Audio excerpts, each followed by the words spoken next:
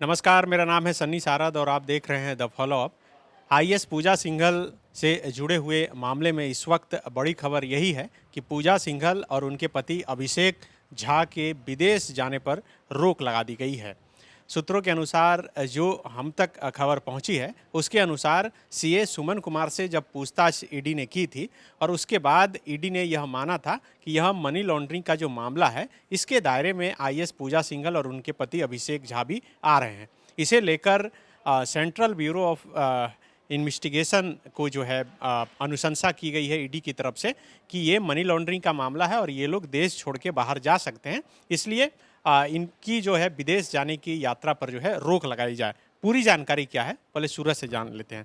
सूरज, क्या कहा गया है? जो सूत्रों के अनुसार जानकारी आप तक पहुंची, कोई एलओसी का जिक्र है, ये क्या होता है? ये लुक आउट सर्कुलर इसको कहा जाता है और उसमें ये है कि जो भी आरोपी होते हैं, चाहे वो मनी लॉन्ड्रिंग से जुड़े हों, एक क्राइम से जुड़े हों या बैंक फ्रॉड से जुड़े हों, तो जब जांच चल रही होती है तो कई बार देखा गया है कि जो रसूखदार लोग होते हैं वो विदेश भाग जाते हैं ताकि वो जांच का हिस्सा ना बने, कार्रवाई उन पर ना हो, तो वैसे में विदेश जाने के चांसेज रहते हैं। तो ऐसे में जो भी जाँच एजेंसी है, चाहे वो अगर ईडी कर रही है तो ईडी, अगर एसीबी कर रही है तो एसीबी, अगर सीबीआई कर रही है तो सीबीआई, या किसी निजी में भी अगर कोई पुलिस अधीक्षक ही जांच कर रहा है तो वो अनुशंसा करता है या तो अदालत से या अपने से ऊपर वाले अथॉरिटी को कि इनके खिलाफ जो लुकआउट सर्कुलर है वो जारी किया जाए ताकि वो विदेश ना भाग सकें। और ईडी ने सीबीआई को कहा है कि इनके खिलाफ एलओसी जारी किया जाए। तो जब एलओसी जारी कर दिया जाता है तो उसकी कार्रवाई के तौर पर ये होता है कि उनके पासपोर्ट जो हैं वो जब्त कर लिए जाते हैं, पासपोर्ट जब्त कर लिए जाते हैं। और जो लुकआउट सर्कुलर की हम बात कर रहे हैं वो तमाम जो बंदरगाह हैं जहां पानी के जहाज वाले या हवाई जहाज जहां से जो एयरपोर्ट हैं उनको सूचित कर दिया जाता है, तमाम संभावित जहां से उड़ देश की तमाम सीमाएं जो है इनके लिए अब सील कर दी जाती हैं। और वहां पर जब जाते हैं, क्योंकि हाल ही में एक जानते हैं राना अयूब हैं, बड़ी पत्रकार हैं, मनी लॉन्ड्रिंग का केस उन पर भी लगा था, तो उनको भी उनके खिलाफ भी लुकआउट जो सर्कुलर है जारी किया गया था और मुंबई एयरपोर्ट पर उनको रोक दिया गया था। हालांकि उन्होंने बाद में मतलब ये मांगा कि नहीं, मैं जाँच प्रभावित नहीं कर रही हूँ और आधार नहीं है। दूसरी बात है कि एक एमनेस्टी इंटरनेशनल करके एक समाज सेवी संस्था है, उसके आकार पटेल जो उसके निदेशक हैं, उनके खिलाफ भी ये जारी किया गया था।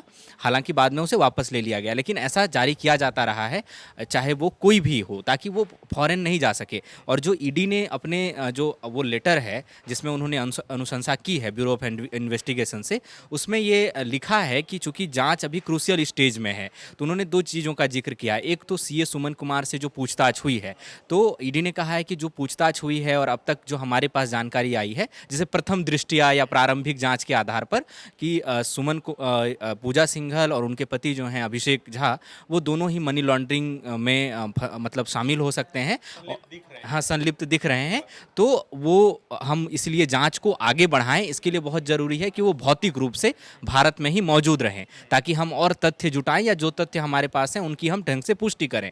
और जो दूसरी बात है, उन्होंने कहा कि एक तो पूछताछ की बात, दूसरा उन्होंने कहा कि जो उनके सरकारी आवास पर छापेमारी हुई थी और वहाँ से जो दस्तावेज मिले हैं, एक डायरी मिलने की बात बार बार कही जा रही है कि उनके पास से डायरी मिली है, और अब तक की पूछताछ में जिस तरह से सवालों का संतोषजनक जवाब नहीं मिला है, इन दोनों को आधार बनाया उन्होंने कि ये लोग चूंकि जिस तरह की क्रूशियल जांच है और जिस तरह के तथ्य सामने आ रहे हैं तो बहुत संभव है कि ये लोग विदेश जा सकते हैं। तो ऐसे में अगर वो विदेश जाते हैं तो दो चीज़ें होंगी, एक तो कार्रवाई और जांच से बच जाएंगे, क्योंकि कोई भी विदेश जब भाग जाता है तो आप जानते हैं कि आपको अंतर्राष्ट्रीय प्रत्यर्पण जो कानून है उसका सामना करना पड़ता है, आपको वहाँ की अदालतों में वहाँ के सरकार के पास आवेदन देना पड़ता है, तब उनकी मर्जी होती है कि वो प्रत्यर्पण करते हैं कि नहीं। जैसा कि आप अभी नीरव मोदी के मामले में आप देख चुके हैं, आप दाऊद इब्राहिम के मामले में देख चुके हैं, आप विजय माल्या के मामले में देख चुके हैं कि प्रत्यर्पण नहीं हो पा रहा है। और प्रत्यर्पण नहीं हो पा रहा है तो भारत के कानून के हिसाब से उन पर ना जांच हो पाएगी ना कार्रवाई हो पाएगी। दूसरा है कि वो गवाहों को प्रभावित करने की कोशिश कर सकते हैं, सबूतों के साथ छेड़छाड़ कर सकते हैं, क्योंकि वो आपके दायरे में नहीं है। तो यही बात कहा गया है कि ये एलओसी जारी किया जाए ताकि वो विदेश ना भाग सकें।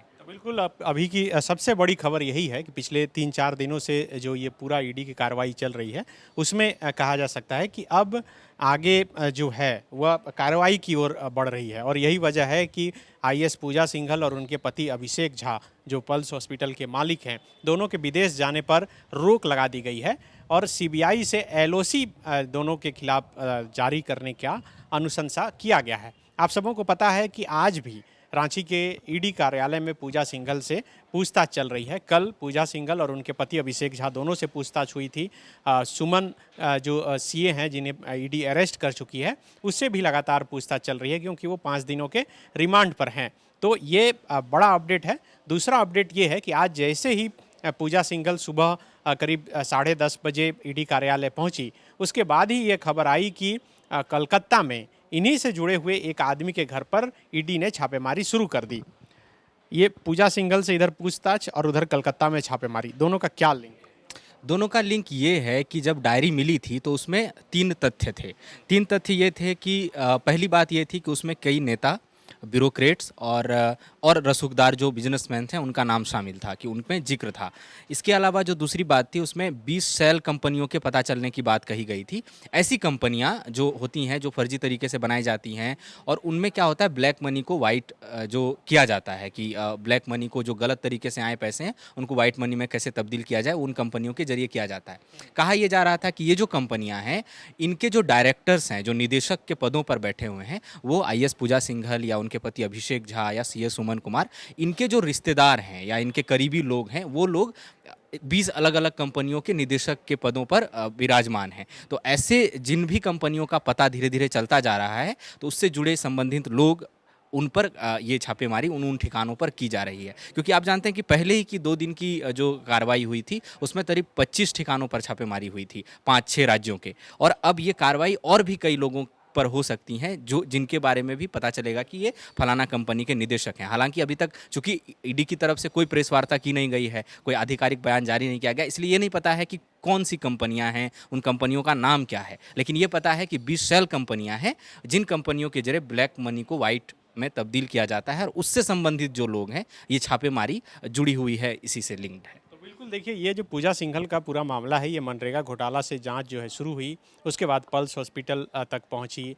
सीए सुमन कुमार के घर से जो करीब 20 करोड़ रुपए बरामद हुए हैं, जांच उसके बाद धीरे धीरे फैलते चली गई। और जैसा कि अभी सूरज बता रहे थे कि जो सेल कंपनियां हैं, यानी कि ये जो ब्लैक मनी है, जो छोटी छोटी कंपनियां बनाकर उसमें जो इन्वेस्ट किया जा रहा था, तो ये सेल कंपनियां कौन चला रहा था, उसमें कौन कौन लोग जुड़े थे, फिर उनका क्या कुछ ब्यौरा था, ये अब ईडी जुटाने में लगी है। और यही वजह है कि एक तरफ पूजा सिंघल से इधर पूछताछ चल रही थी और दूसरी तरफ कलकत्ता में छापेमारी चल रही थी।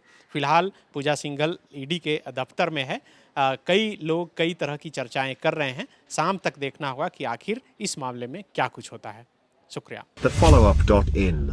Like, share, and subscribe. www.thefollowup.in